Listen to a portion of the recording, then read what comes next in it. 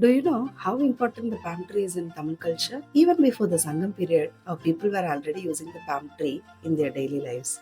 Ancient manuscripts were written on palm leaves. Everyday essentials were made from them too. To store groceries, to serve food, to decorate homes. No plastic, no chemicals, a completely natural solution. Then modern life happened. Plastic entered, convenience became everything. But the truth is, our tradition was already sustainable. Palm leaf products are not old fashioned, they are our history, they are our roots. So let's bring the good from the past into the future. Support handmade, support nature.